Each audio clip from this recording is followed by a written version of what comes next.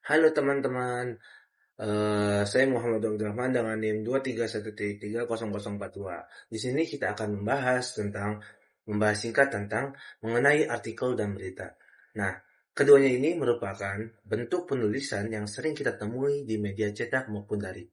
Meskipun sama-sama menyampaikan informasi, artikel dan berita memiliki perbedaan dalam gaya penulisan, tujuan, dan kedalaman analisis. Mari kita bahas lebih lanjutnya.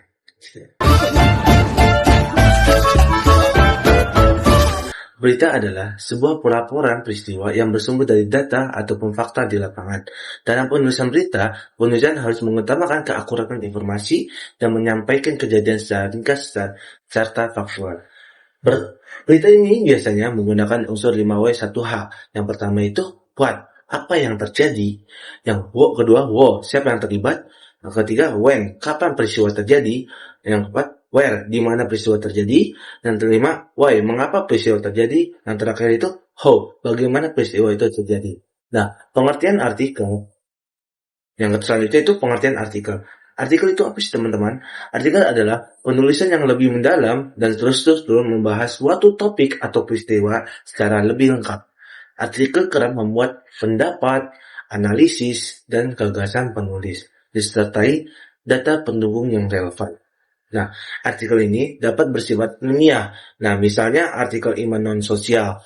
Nah, habis itu yang kedua itu bersifat populer. Yang ketiga, opini, tergantung tujuan target pembacanya. Apa sih teman-teman perbedaan utama dari berita dan artikel? Nah, yang pertama itu dari tujuan penulisannya. Kalau berita itu menyampaikan fakta dan kejadian terkini secara ringkas dan jelas.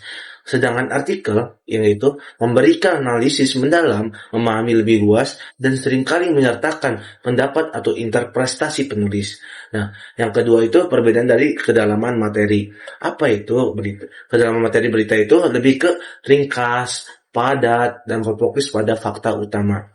Kalau artikel itu lebih ke detail, mendalam, dan membutuhkan penjabaran panjang, terkadang mengacu pada berbagai sumber. Nah, yang ketiga itu perbedaan dari struktur penulisannya. Berita itu lebih ke cenderung mengikuti pola piramida terbalik. Informasi terpenting di awal, sedangkan yang itu belakangan. Nah, habis itu ke artikel biasanya memiliki pendahuluan, pembahasan atau isi dan kesimpulan yang lebih terstruktur.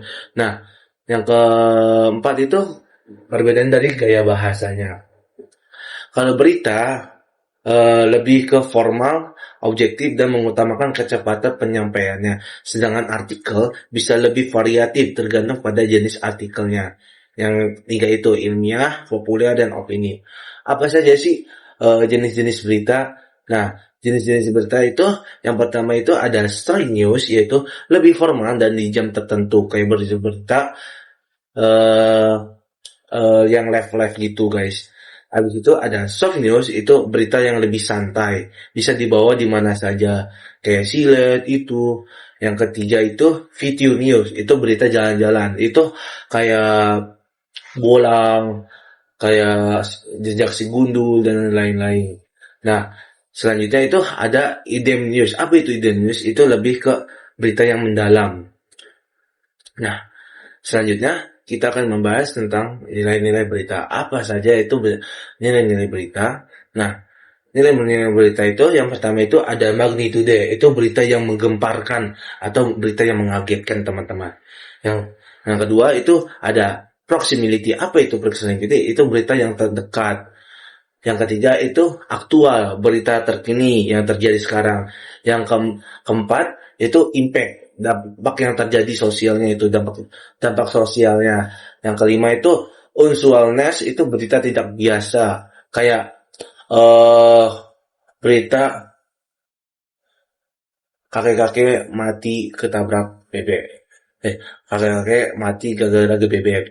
Masa itu berita yang tidak biasa, yang tidak masuk akal di luar nulur gitu tuh, yang tidak masuk di akal pikiran kita. Masa orang mati gara-gara bebek gitu tuh. Nah, habis itu ada human interest. Apa itu human interest? Berita yang menarik.